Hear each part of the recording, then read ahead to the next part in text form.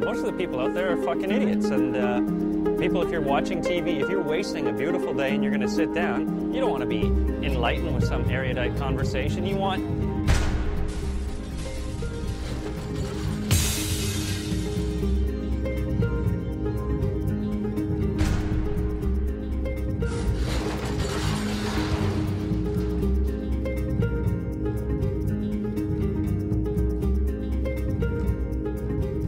No one encourages anyone to get intelligent. You know, it's just not cool. What stupidity is today is a form of sort of brazen obliviousness. You're proud of what you don't know. We don't accept anything on television that isn't, you know, the attention span is like 3 seconds, and it better be constantly amusing and titillating and sexual. And half the people out there are fucking retarded.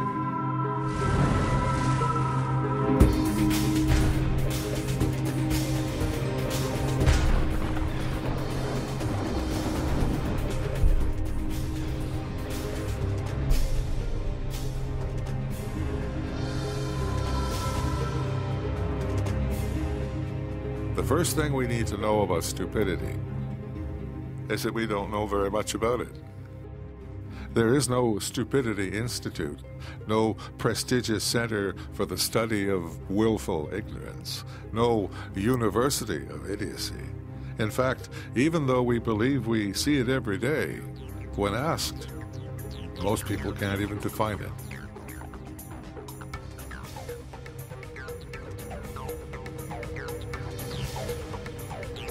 I don't know. Did you get that? That's stupidity, right there. Stupidity? Boy, that's a tough one. Well, it's actually fairly difficult to define, because you could think, well, somebody could be doing something, you could say, well, that's stupid, when really it could be ignorant, or somebody could be, I don't know, just going out of their mind, and you could say, well, that's not really stupid, now they're just crazy. And so it's really, it's hard to define. Stupid? I really don't know. I don't know about that, because everybody made mistakes, nobody perfect. I can't really say what I think is stupid, because again, that'd be my opinion. Stupidity is not so cut and dry. For one can be educated, and they can at the same time be stupid. It just can't be defined. There really, I don't know. There really is no definition of stupid, because something could be smart for somebody, but not, stupid for somebody else. But if he stopped to think, he would see the stupidity of it all. Now he's too involved to think. He's having kicks. It's a stupid question. How would I define stupidity? Herman, how would you? I think a definition of stupidity is really just like, I can't think of one when I come to think about it. Stupidity to me would be an inability to function in the reality of the world as a whole, Like, I wouldn't oh shit. And so it's really, it's hard to define. You can't, I don't even know what the definition is, so I really can't say, I can't define it.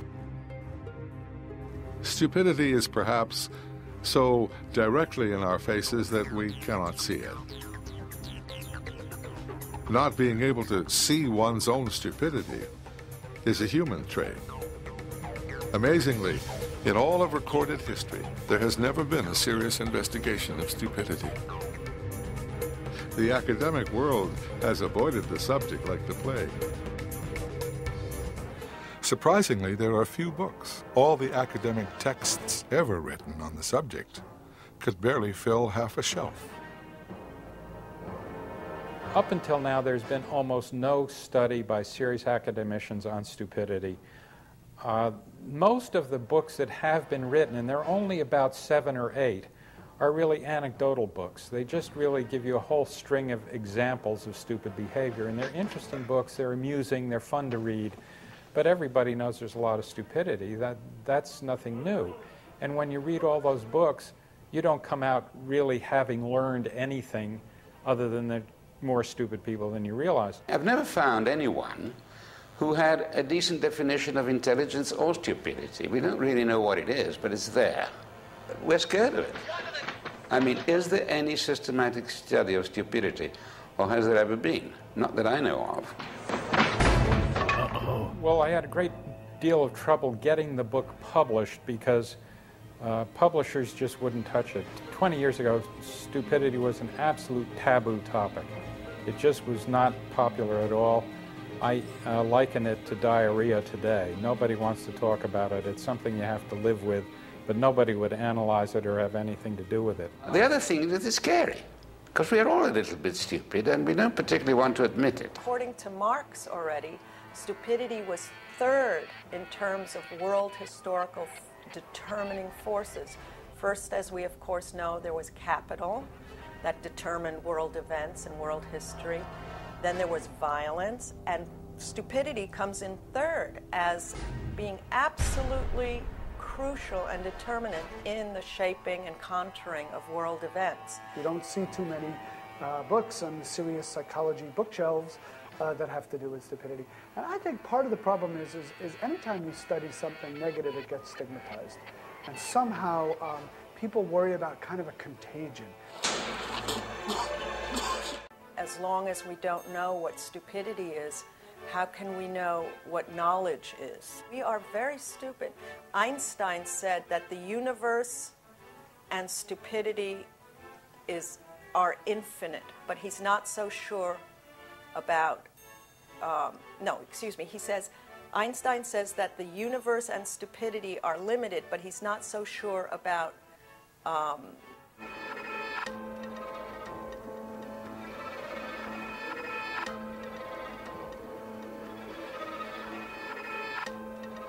No academic research, few books, and no emergency government inquiries into stupidity. With Adam and Eve, they had a choice. See, they was told the laws of the land, do not. God told them, don't eat of the tree of knowledge. From the very beginning, it seems, our world has had an uncomfortable relationship with knowledge and intelligence.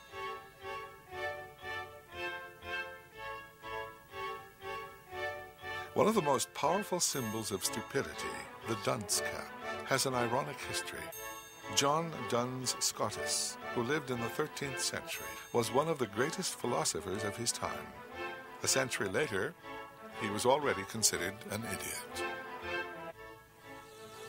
We know little about the origins of the dunce cap.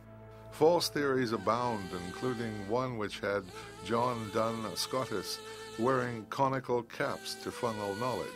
The origin of the dunce, like many other fables of stupidity, are lost in time.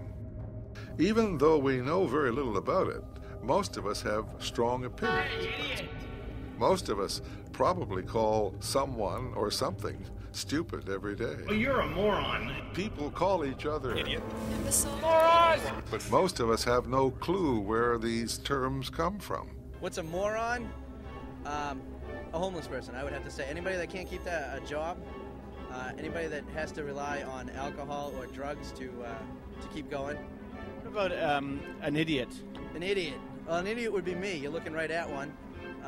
Anybody that really just is, I don't know, they don't really have a normal concept of thinking. You know, anything catches their eye. They don't really think straight or clear. My girlfriend, she's an idiot too. She even admits it. Don't know how to define an idiot. One who practices idiocy. Maybe you're an idiot. Somebody who thinks with everything except their brain. An idiot is somebody who might be good at one thing but bad at just about everything else, including living. An idiot's someone who's probably of subpar intelligence, but thinks they're of excelled intelligence. Idiots, morons, imbeciles, they're everywhere. Most of us act as if our roads are full of morons, as if our governments are run by imbeciles, as if most other people are basically idiots. But if most of us are idiots, what is an idiot? Who is an idiot? And where did the idiot come from? You may be surprised to discover the idiot came from France. The scientific concept of the idiot was popularized in Paris at the beginning of the 20th century. It was here that Alfred Bonnet invented the IQ test, which was actually, some say, a test of stupidity. The original main IQ test was a test used to find mentally retarded people. And the phrases that were used to describe them, depending on their IQ, were, imbecile, idiot. It looks like a good rating system. What do you do now? Those phrases then took on, became stigmatized and took on meanings. You would never call, you would certainly never call someone with mental retardation now an idiot. But today, just about everyone gets called an idiot at some point.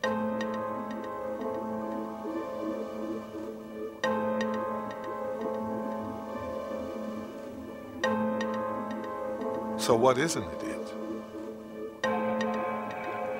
If you agree with the concept of mental age, then most small children would technically be idiots. Idiot is somebody who's fundamentally or inherently not very bright, and they don't have much of a choice about that. Adults who act like babies may be huge idiots. Idiots by the original Greek definition, the unelected crowd. Oh, an idiot is someone who literally doesn't go into public life. Ordinary citizens are a bunch of idiots. They invented and introduced the idiot to put forth the figure of someone who is pre-cognitive.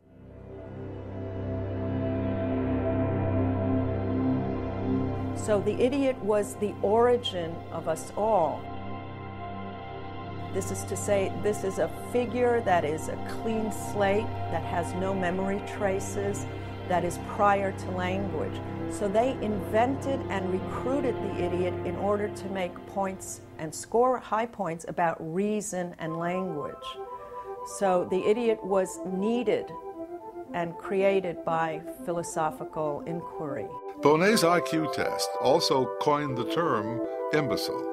An imbecile ranked one higher than an idiot. If your IQ is 0 to 25, then you are an idiot. 25 to 50, you are an imbecile. A French invention. The imbecile was more mobile than the idiot. The imbecile could move. Imbeciles are often associated with action, falling down the stairs, dropping things, causing accidents, or killing themselves. There are raging imbeciles, total imbeciles, and absolute total imbeciles. But for the psychologists of the time, idiot and imbecile were not enough. So a new kind of stupidity classification was created. I think the moron is just clueless. Someone who doesn't know what he's talking about. I would say that defines a moron. Moron is more of a jerk than an idiot is? I hope I'm not an idiot or a moron. Are you a moron? Moron was invented in the town of Vineland, deep in southern New Jersey.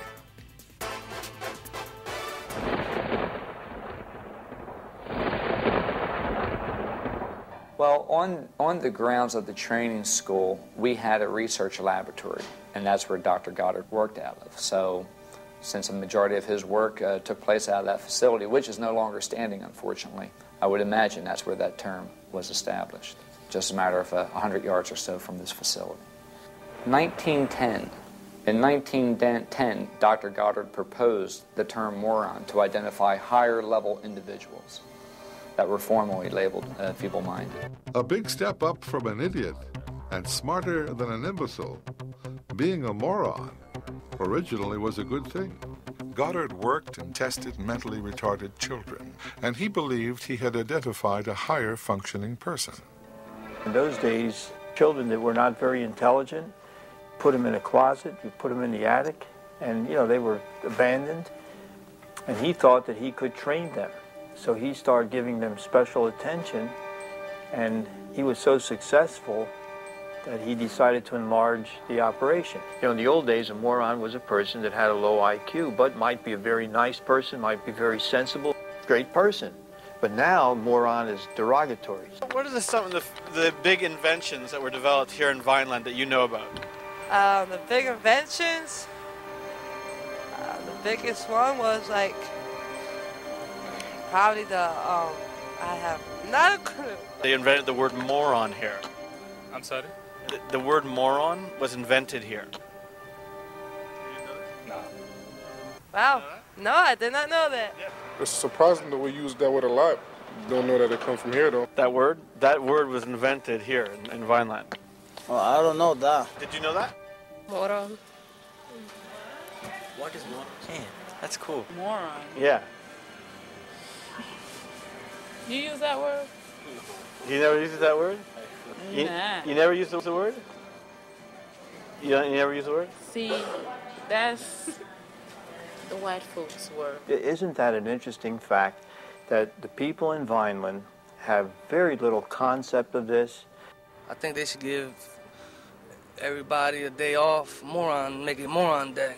Everybody get a day off for work. You know what I mean? Like that. Moron day, but just make a note that people in Vineland are not morons, but we just celebrate that day because the word was made up in Vineland. How does it make you feel that Vineland is the home of the word moron, invented the word moron? Kind of stupid. Goddard believed stupidity was genetic.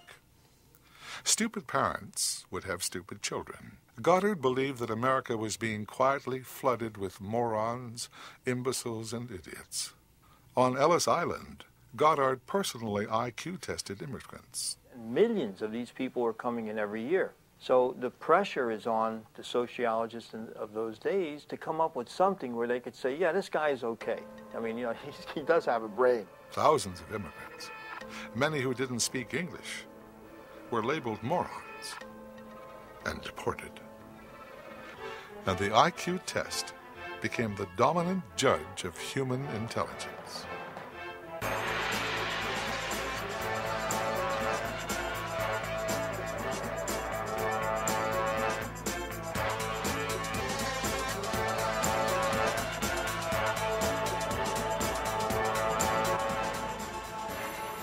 In spite of, or because of Henry Goddard's best efforts, morons, it appears, are everywhere. The term moron lives on, although embarrassed psychologists officially retired the term. Today's moron is likely someone who appears normal, holds a job and drives a car, but is still a moron. Anyone could be one. Borderline deficiency and the dull normal have faded into obscurity, while the idiot, the imbecile, and the moron have become superstars.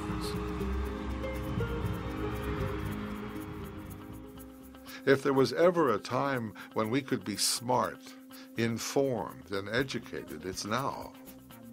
Some will argue this is potentially the most enlightened period in human history. For thousands of years, mankind has advanced, developing systems of education, architecture, art, politics, science, and mass communication. But instead of reducing stupidity, these new developments may amplify it. We live in a world that can make us more intelligent than ever. We have more books, more movies, more information than we could possibly use. We have incredible knowledge at our fingertips. Almost anyone can be a filmmaker, or a radio station, or an international publisher.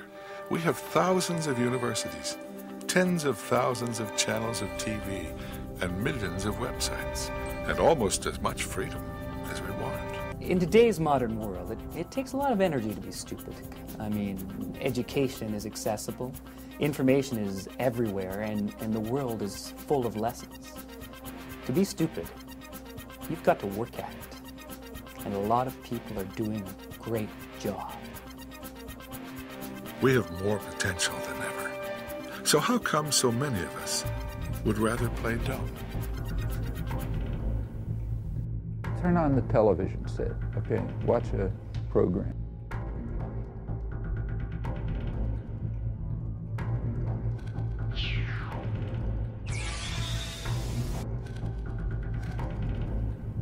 Television. There are billions of televisions in the world. The educational possibilities are astounding. TV can reach just about everyone. But does TV educate, inform, or enlighten? In fact, many believe that for some reason the television is a highly effective stupefying machine. That's done very consciously. The main viewers of television are middle-aged, people in their 50s and their 60s. They have time for television. They're also the part of the population that has money to spend. But programs are not geared to their interests. But we're not that smart. We're still stupid flesh monkeys. We haven't evolved to this point that we think that we are. We still like to watch retarded things happen on TV.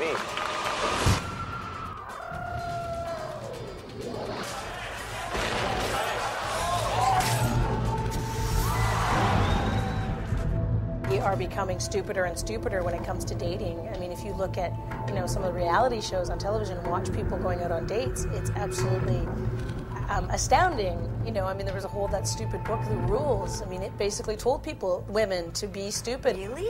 Wow. And make sure that he feels smarter. That's amazing. Really? More interesting than you do. Wow. Because, otherwise you're going to intimidate him. That's incredible. Programming that tries to appeal to the lowest common denominator, that's simplistic. Are you dumb? You live a brain. Lowest moments is often effective in bringing more audience to the set. But first, these government press releases read by a fashion model. Headlines. Every extreme news reporter is trained in hand-to-hand combat, interview karate, and hijack espionage.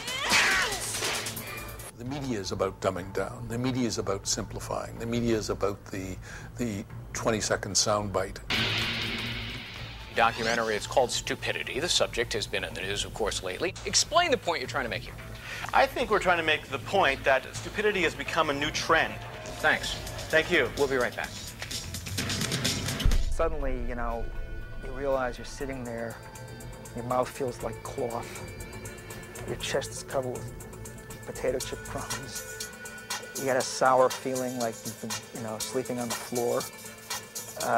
You're all alone. You don't exactly know what you've been watching for all this time. You've been vaguely alarmed and vaguely aroused, but you're frustrated because there's been no release. That's a really criminal feeling.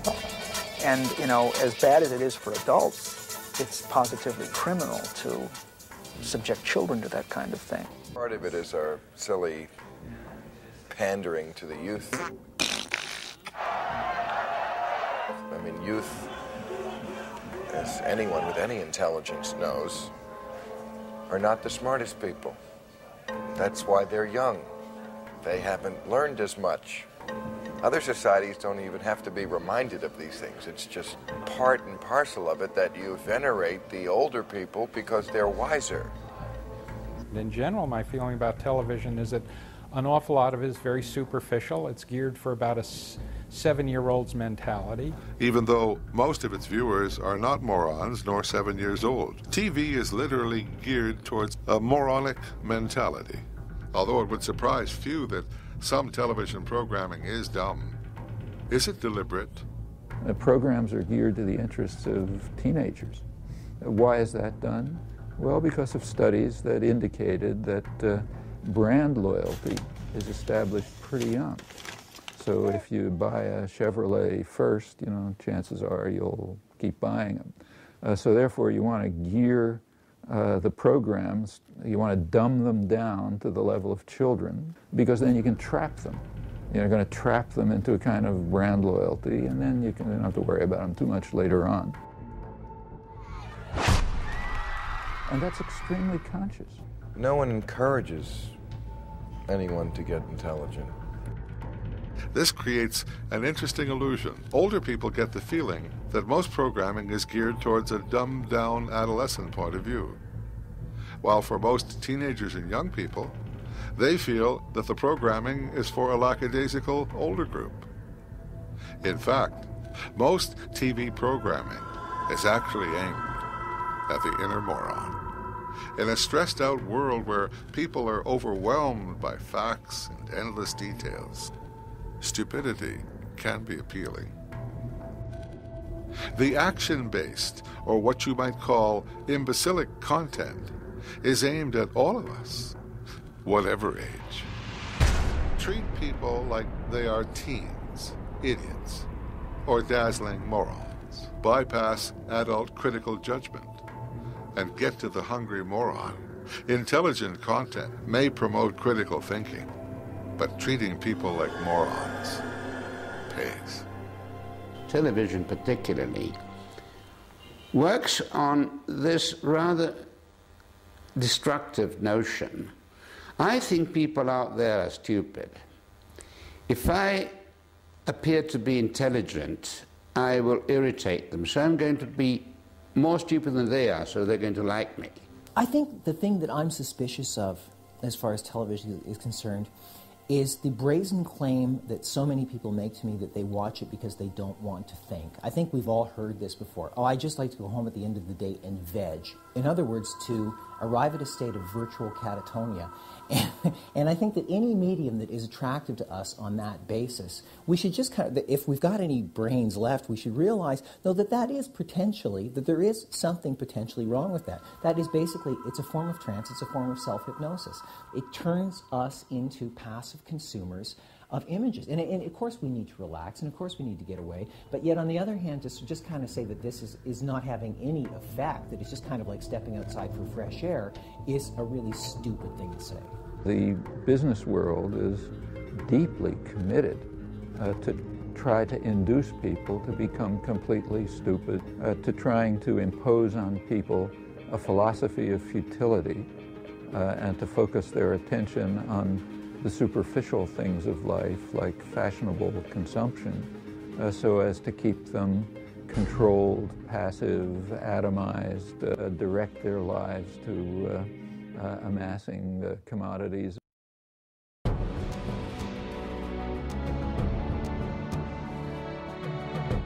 Call TV dumb, but TV is not the only game in town. The cinema has often been declared the most intelligent medium yet. It's an experience that works on multiple senses. It can be used to take people places they've never been. It can put people in the shoes of people they don't know. It can demonstrate concepts and situations that are almost beyond imagination. It can bridge divides, explore complex ideas, and demonstrate previously unthinkable concepts.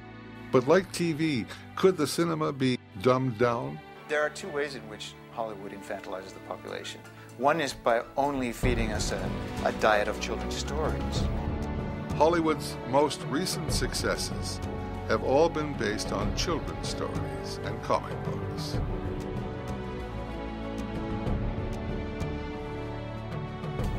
But another way is by so controlling the publicity and distribution of art in general. Their power is so great that they manage to squeeze out most other forms of art. Hollywood follows a strict formula. If something is a hit book, then they turn it into a movie. But what's the impact? Well, it gives people an even stronger excuse not to read, as all the decent books will soon be movies. So now there is absolutely no reason to ever read a book. But Hollywood promotes stupidity for another reason. Because the goal is to be in every market in the world. Movies that are less complex have little dialogue and can be easily translated, succeed This, of course, favors movies centering on action, violence, and sex. Once again, stupidity rules.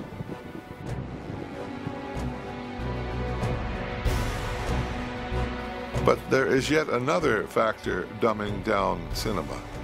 Hollywood relies heavily on the legendary star system.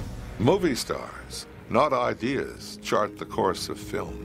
But increasingly, because of the youth-obsessed nature of the movie business, the ideas in cinema are often in the hands of people who have almost no education.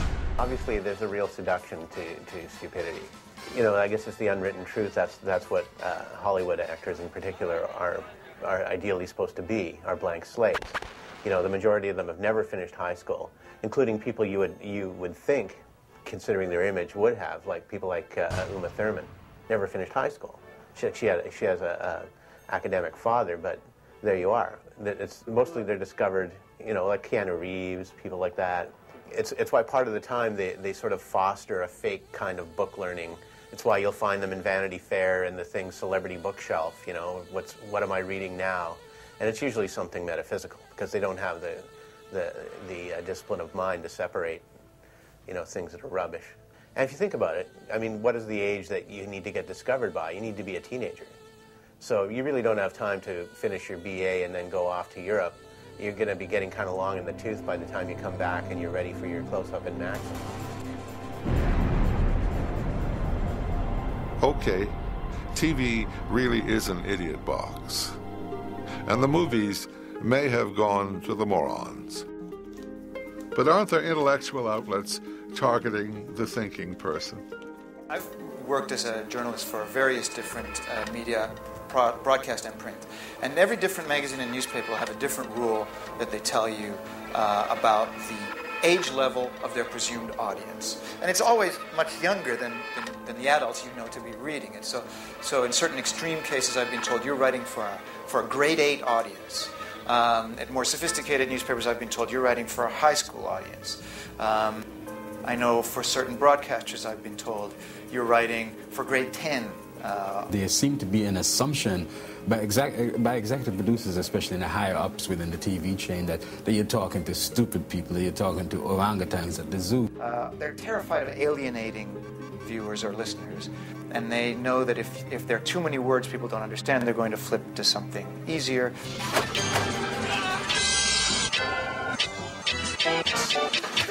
There's no doubt that people in the media and people in politics even more so tend to assume that the audience are morons. Assuming the audience are morons is a tried and true strategy for commercial success. If stupidity is a kind of epidemic, have no fear. The academics are here. Surely our official intellectuals can tell us what to do. Unfortunately, they appear to live in an entirely different universe.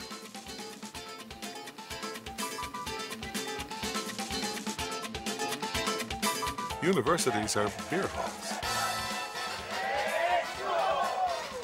Dumb is sexy. Is there any sign of any intellectual activity at your university? What do you mean by intellectual? People reading books, somebody playing the violin, intellectual debate, that kind of thing? No, man. Modern universities are like an intelligence placebo. They're there because there are all of these terrible issues of the day: terrorism, the coming climate catastrophe, World War III.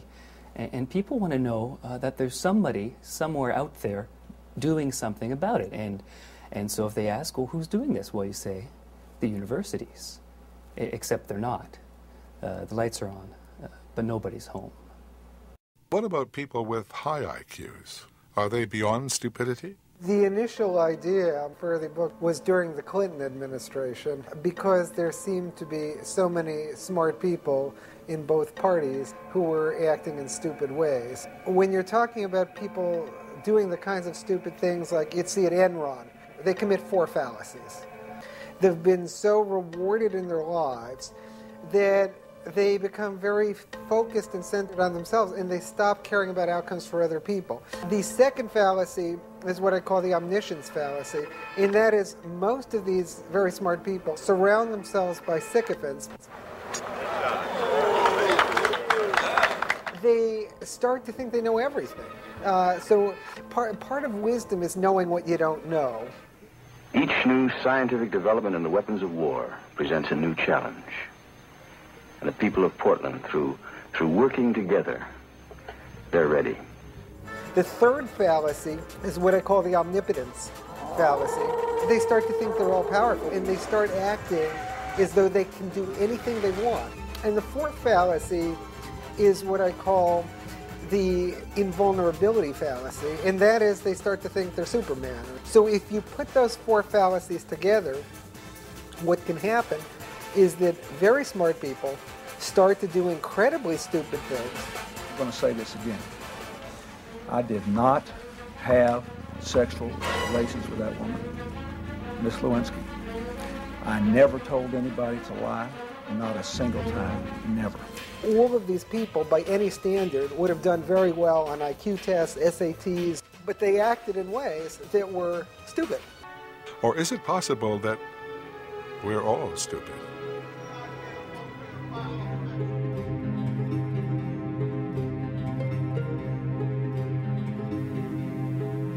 We may all appear stupid by nature for what may seem like a strange reason. Every day, each of us loses consciousness and descends into a state of nonsensical gibbering when we sleep and dream. Upon awakening, who hasn't found themselves drooling, almost like an idiot, or stumbling, almost like an imbecile, or feeling like a moron because we cannot focus, cannot follow what's going on? Many of us travel from idiot to genius and back every day. Perhaps there is nothing wrong with stupidity itself. Stupidity can be funny, endearing, perhaps even liberating. After all, we were all idiots, imbeciles, morons at some time. Many of us still are. One thing is clear. Stupidity is in our very nature. It is part of learning. Stupidity and intelligence had nothing to do with education. There are people with not much formal education who are extremely bright. And I've met university professors who are totally stupid. What I think is, look, there's book smart, there's street smart, there's common sense. And you get many a guy who graduated from Harvard and can't get along in the real world. It can't function. It's almost like an idiot savant.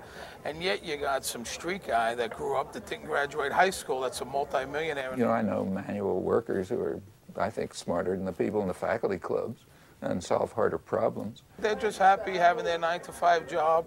The kids jump on them when they come home. Like I said, they eat a plate of pasta. Sunday they get along with their family. I don't think they're dumb guys. I just think maybe they're the smart ones that know what they want out of life.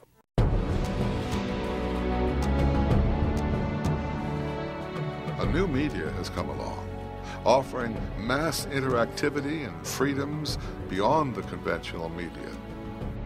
The rise of the internet heralded a grand new age of new media, new technology, and new intelligence. The low-cost, high-access internet was going to cause an explosion of information and officially empower intelligence. Bert is Evil was a means for me to put Bert as a scapegoat for every bad thing that's happened in history, and making him the evil mastermind throughout the stupid things and the dumb things and the evil things that have gone on through history. It was just a fun way of poking at reality, and I think that was one of the strengths of the web back then, is just that you could do stuff like that and get away with it, because it wasn't under a microscope, or it's not really part of media as a whole back then. Picture of Bert with Osama bin Laden was not mine. That came along well after I stopped making the site. When I stopped making it, a whole lot of mirror versions of it popped up all over the internet in different languages. The picture of Bert with bin Laden ended up on posters in these anti-American rallies in Pakistan a month after the incident in New York. It was all over these rallies, and people were carrying them, and they were posted on walls. Supposedly, this printing press that made the posters just gathered pictures all over the internet of Osama bin Laden and put them all together collaged as a poster. Somehow missed the fact that he was sitting beside a puppet. It was really weird seeing fabricated reality hit reality and be part of real history. It's just so screwed up. Calls kept coming in from news agencies, almost like labeling me as a terrorist, asking me how long I had known about the September 11 attacks. Will the internet, the great interactive, freewheeling, intelligent medium, go the way of television? I think people want stupid media as a break from all this information influx that they're getting. You're just like bombarded with so much information anyway, so you don't really want to know about important things anymore. You just want to see, slapstick. You want to see some tits and ass. You want to see some slapping. You want to see some people hurting each other on TV. People just want it. And we're giving it to them because it's just getting easier and easier to make stuff. And it's also, on the other end of it, is that there's just so many avenues for immediate release of information. And when you're all about immediacy, you run out of things to say. And when you run out of things to say, you just say the stupidest things. People are going to ask for more stupid stuff, and just get stupider and stupider. The fact that there is a culture of deliberate stupidity is strange proof that someone or something is working to keep us stupid. Nothing proves this better than the new trend towards what we can only call super stupidity. In an age of quantum physics and mapping the human genome, it is the imbeciles of Jackass and backyard wrestling who are reshaping the youth of today. Stupid is funny, basically, because people find that funny. People will stand up and say, I'm poor. They'll stand up and say I'm short. They'll stand up and say I'm bald. They'll say I'm powerless. They'll say I have a crappy job. They'll admit all sorts of things about themselves. I'm a fucking worthless piece of shit. But you very rarely find anyone who will stand up and say I'm stupid. I don't understand a lot of stuff. So therefore, it's just funny when you see someone else and it's stupidity.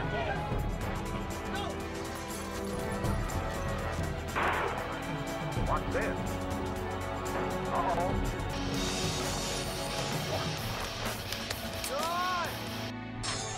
There's a sort of a worship of stupidity. The stupidest thing possibly I've seen in my life was Jackass the movie, and I laughed.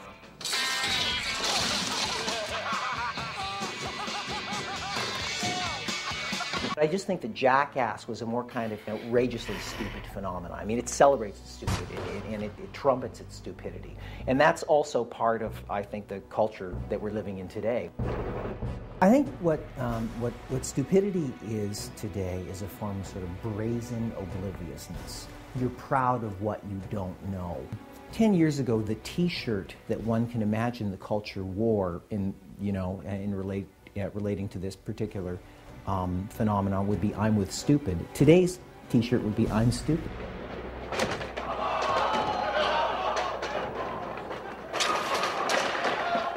Paramount Pictures and MTV Films insist that neither you nor your dumb little buddies attempt any of what you're about to see.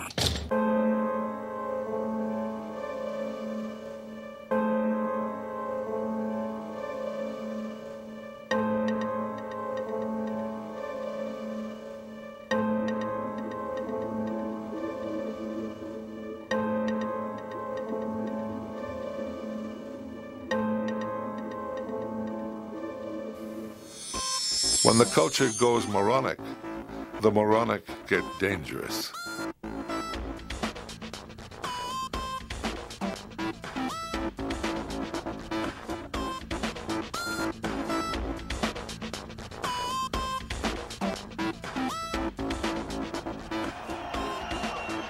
This is the zenith of stupidity. The Steve O show. You're at the apex of all things that are stupid. Your mic can pick up fucking roaring of the crowd. 1,900 wasted people here and 100 undercover cops.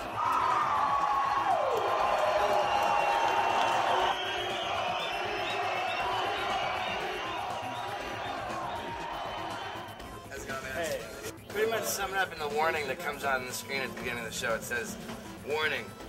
The show you've come to see involves heinous abuse of alcohol, horribly crude behavior, and body-damaging stunts performed by idiots under the supervision of no one." Not a dumb guy.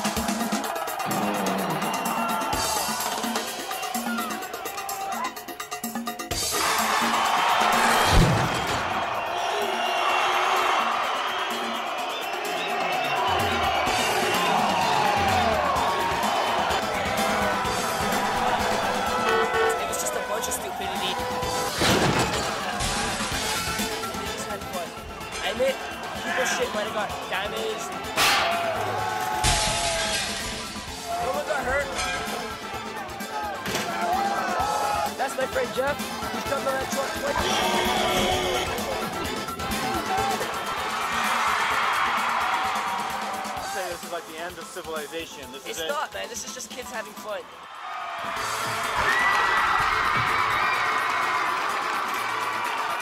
It's the most fun thing to do in the world. Because it's not really like smart, dude. I'm a smart dude. I mean, I make A's and shit, but dude, I like to jump off shit. I like to get a reaction. I like to be the center of attention, dude.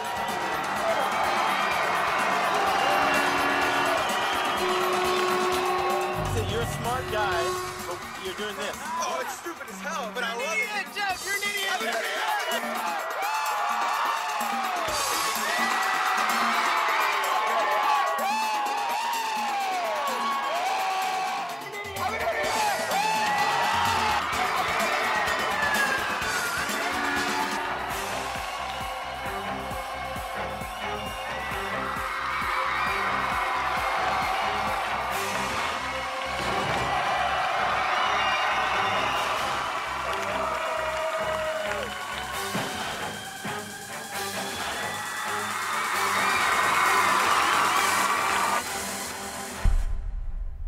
Ironically, while a culture of deliberate stupidity is reaching its apex, the challenges facing the world would seem to require more intelligence.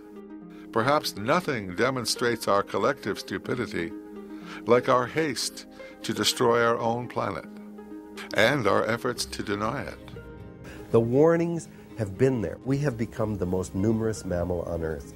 Most people are shocked at that. There are more of us than all the rats in the world, than all of the mice, than all of the rabbits. We are the most numerous mammal on the planet. So we have now overshot the carrying capacity of the entire planet. What we're doing is eating into the biological capital of the earth. This can't continue. It's not sustainable. What we are doing now, we have become a powerful force as no other species in the 3.8 billion years life has existed. No other species has been able to alter the biological, physical, and chemical features of the planet as we are doing now. If you tell people by driving a big SUV, you're contributing to global warming and making it worse, and global warming is this really serious catastrophe, they don't go out and sell their SUV, they buy a bigger one. This is one of the things that's been found, is that if people have fear and they feel there's not much you can do about it, then what they do is the opposite of what they should be doing. And what we are doing as we alter the biophysical basis of the planet is that we're pulling apart the system that is completely interconnected. We're changing the atmosphere. The oceans now are radically altered. As we do this, there are repercussions. Something's going to happen. We're not willing to be cautious and take out any insurance. Form of modern stupidity. Virtually all of modern technology has happened in the last 100 years. So that gives each of us a tremendous footprint now, because with technology we can do all kinds of things. Couple that with a tremendous consumptive appetite. Man, we want more stuff. And a global economy that's driving all of our consumption. Then what human beings are doing is unprecedented. We're not making headway. We're going backwards. We're losing big time. I've said, I feel that we're in a giant car heading at a brick wall at 100 miles an hour, and everybody is arguing about where they want to sit. We have the education and intelligence to contend with the problems facing us. Why wouldn't we just apply our incredible resources to making our world the place we believe it should be? Ironically, it is our very beliefs that may be hindering us. Only a heart that believes on the Lord Jesus will have entrance there. There is only one thing we can take with us through that door, those whom we have led to the Savior. One of the few theories of stupidity to emerge in recent times is the relationship between stupidity and belief systems. Basically, human beings don't really know what's going on. So as a defense mechanism, they often construct rigid belief systems to help them navigate the world. Everyone has a belief system, which I call a schema, and because of the belief system, people process information deferentially, meaning if it's information that confirms the schema, they take it in. If it's information which challenges the schema, they reject it. So if a person is involved in a course that's detrimental to his own best interest, he will not process the information that is indicating that. A failure to see things as they really are, to be open to new information. This is the mechanism for the creation of stupidity. Because they won't learn. So I define stupidity as the learned corruption of learning. Yeah, that's right. So that's when I realized that's what made people stupid. They know what God wants. They know what Allah wants. Christians know what the Lord is telling them to do. Orthodox Jews know everything too.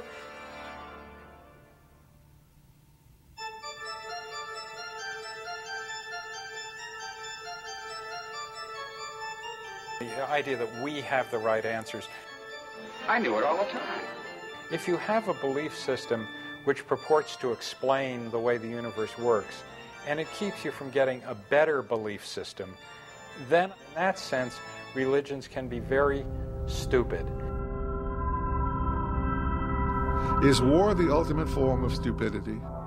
Although weapons are increasingly accurate, the results are almost always disastrous.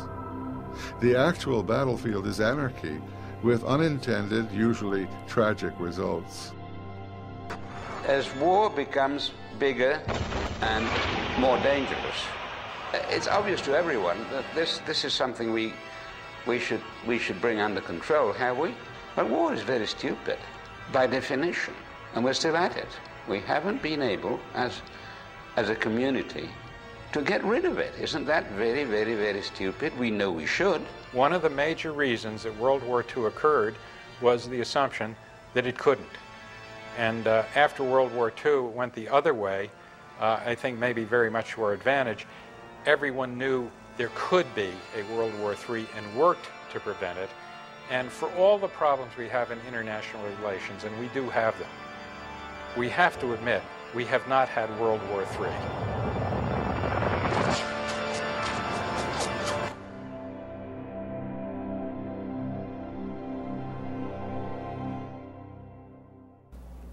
The word idiot comes from the Greek word idios, which was their word for the masses of people.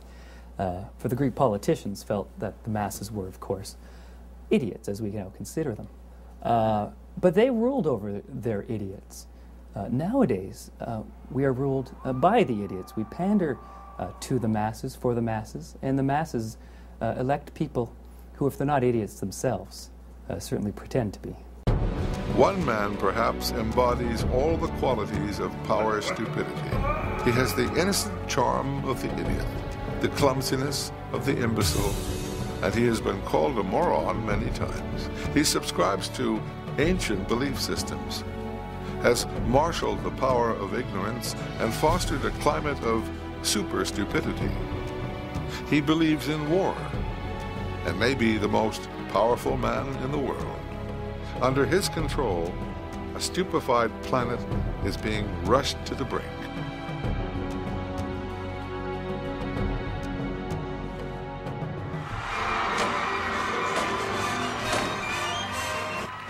If you hear Bush speaking, you might say, this guy can't talk, this guy can't use words, he's stupid. But I'm committed to reducing the amount of nuclear weaponry. His inability to speak reflects a specific problem with language that does not equate to stupidity.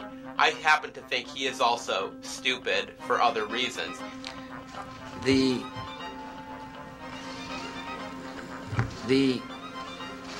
frankly mood of the world would have been astounded. He doesn't have a low IQ. He doesn't have a limited capacity to learn and understand. He just hasn't bothered. Let me say something about Bush and Bushisms. You know, one of the things I was always struck by talking to him was at the same time as he would stumble over the simplest things, he had a kind of depth of language in other ways. He calls the people of Pakistan's Pakis. I think Bush his whole life has been extremely intellectually lazy, extremely incurious. He doesn't want to know the details of anything. He doesn't want to learn about anything. He's not interested in policy. He's not interested in history. Having unconsidered and automatic religious beliefs that dictate your political views is another way of choosing stupidity. We have a president who prides himself on his bluntness. He, therefore, exults in certain propositions. This will be a monumental struggle of good versus evil. That don't add up. They don't make sense, but they sound firm. And it's a struggle between good and it's a struggle between evil. The media will not raise any of the rational questions that real journalists would raise for a rational population of citizens of a democracy. This is what happens. You have an official statement by the president, which is inane and nonsensical. And it's a struggle between good and it's a struggle between evil. One of my hardest parts of my job is to console the family members who've lost their lives. The media simply presents it, and the media's sheer presentation has a kind of authority. They raise no questions. They don't make the obvious point. They don't say, wait, whoa, what are you talking about? Because I know what it means to put food on your family. Huh? What endears President Bush to so many is that he can seem like a regular idiot, just like the rest of us. My State of the Union, or my speech to the nation, whatever you want to call it. September 11th allowed Bush to do was to basically rewrite the world in black and white, simple terms. In other words, to rewrite the world in clear TV terms, and to use the most simplistic kind of language and in the most obvious sense, a strong sense of televisual conviction and persona. That basically there was a rejuvenation of the Bush administration as a result of that. That's not stupid, but that is taking advantage of some of the simplifications that we might ascribe to stupid culture. Intriguingly, the intellectuals around the Bush presidency championed an idea that the people were not intelligent enough to lead themselves and required bold, decisive leaders to tell them what to think. And indeed, when he gives very serious speeches where he's threatening war and establishing claims to the legitimacy of his threats, he acts as if he's speaking to children. So his own stupidity gets projected as the infantilization of the other. Fool me once, shame on you. If fool me, we can't get fooled again. What the hell was that he just said? Yesterday, a senior government official called the President of the United States a moron. What a moron. Moron? Moron. He's a friend of mine, and he's not a moron at all. Will the government hold the official who called the President of the United States a moron accountable by demanding his or her resignation? He is a well-educated guy, even though some people don't seem to think he is. He's not well-educated, but he went to the good schools. Only an advantage is not being too smart, because people don't like know-it-all. So for some people, to appear as an average Joe has a lot of benefits. And then you have all the ignorant people identifying with it. Hey, one of ours got in the White House. Candidates are not real people. They're trained puppets. So George Bush, for example, who's an elite Yale fraternity boy, is trained to make him look like he's a Texas roughneck. So he has to say heck and gosh and, put a cowboy hat on.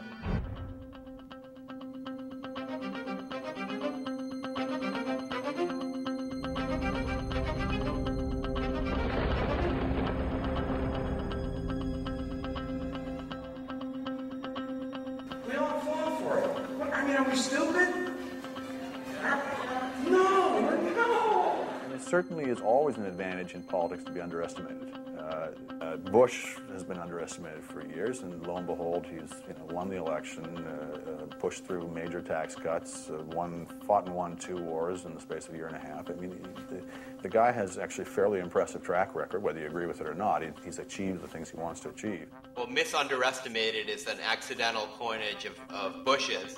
He said people have always misunderestimated me. Of course, what he meant to say was simply they've underestimated me, which goes to this point about him setting the bar low and skipping over it. But in fact, picking up the term, I think we have misunderestimated Bush. They never stop thinking about new ways to harm our country and our people, and neither do we. And neither do we. Neither do we. Is the president a moron? Probably not. Is he an imbecile or an idiot? No, but he may play one on TV.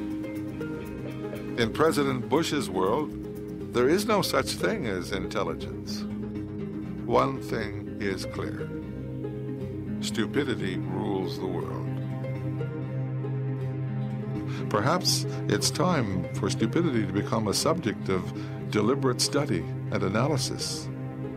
Perhaps it's time that we examine the awesome power of stupidity and how it can be turned against us, rendering us all idiots.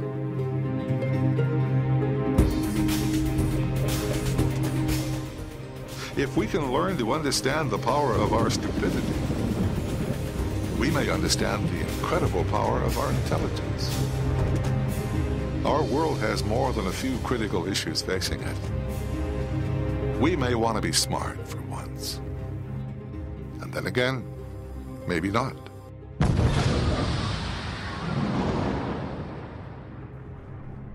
If someone said to me I was an enormous idiot, I would say thank you very much. Well, I got the idea for my book, Get Stupid. Pretty much for my own life, I was sad and confused, and I was trying to find a solution. And eventually I realized that admitting you have a problem isn't the solution, it's the problem. So when you think about something, you're just causing damage to yourself. I thought a lot about thinking, and I eventually decided it was best not to think. My slogan is, a mind is a terrible thing. Unfortunately, since we came down from the trees, the society forces you to think at a very young age, so you have to instill a willful stupidity, which is ignorance. If you saw a herd of cows, people think cows are stupid, I think it's generally agreed, would those cows be happier knowing that they were cows, and that they would be milked and then slaughtered? No, they wouldn't be happier from that. So why would people be happier knowing that their life is pointless? It's actually thinking that's caused all the damage. You don't see fish burning coal, for example, or creating missiles. Fish swim and they do it well. But it's actually, I think, intelligence that has gotten people into trouble. And we'd all be a lot better off if we just stopped doing that. You have to retrain yourself to stop thinking, to stop wondering. And my book, of course, has a 7-step program to relieve you of thinking. And not only just thinking, emotions as well. You could be back to being a true idiot within a week. Stop thinking is the first step in my program. It's probably the simplest and the most important. Because if you want to become stupid and ignorant, the first thing you have to do is stop thoughts from entering your brain. You're drunk and you drive a car and you have an accident. The natural inclination is to blame yourself for this when it's not your fault. And when you blame yourself, then you start thinking again. So you have to stop that. Instead, you shift the blame to things like the bar, forcing you to drink, car companies for creating cars that can damage telephone poles, and especially the telephone companies for putting telephone poles on the road which you could run into. Once you let go of emotions and you've stopped thinking, then you have to stop feeling things like love. If you build walls, they will be stuck outside forever. Most people think that challenge is good, but challenge is bad. When children are told that they can be anything they want to be, it's just a lifetime of tragedy. They're told that they can be smart, that they can be handsome or pretty. If you go to a shopping mall and look at the children, most of them are stupid and ugly. The most important thing to do about denying is to deny to yourself that you have denied. It's a very hard mental state to be in. So once you deny something because you have to protect yourself, then you have to quickly forget that you ever denied anything. It's not enough just to sit there and look stupid. When you become stupid, you owe it to the world to spread stupidity, explode with ignorance, to throw up on the street, to call people's names, to parade naked, to get drunk. There's all of these poor thinking people out there who are trapped by thoughts and doubts. And then when they see you up there screaming like an idiot, they'll go, what am I missing? Why is this moron so happy? It's because they know you have something they don't. They know that you have the secret to life.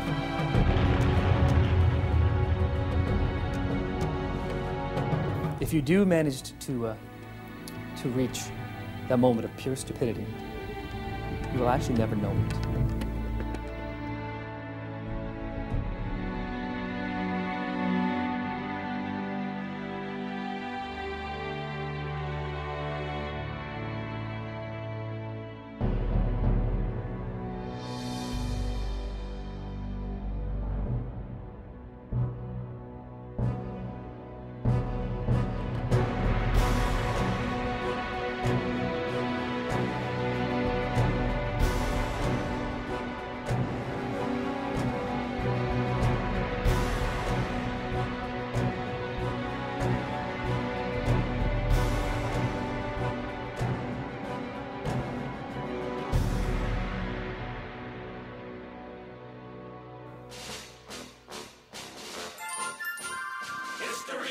by stupid people. Clever people wouldn't even try. If you want a place in the history books, then do something dumb before you die. Nobility are famous for no reason. Marie Antoinette enjoyed her cake. She caused a revolution when she would not share, and her husband lost his head for that mistake. The Hindenburg was a giant zeppelin. Its makers made a minor oversight. Before they filled it up with explosive gas, they should fix the no-smoking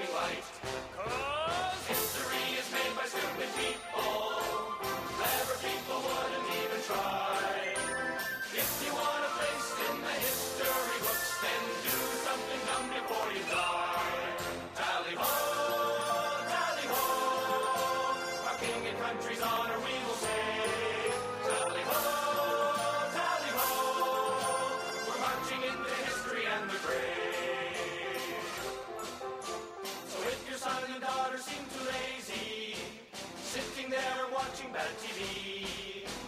Just remember you should be quite grateful. At least they are not making history.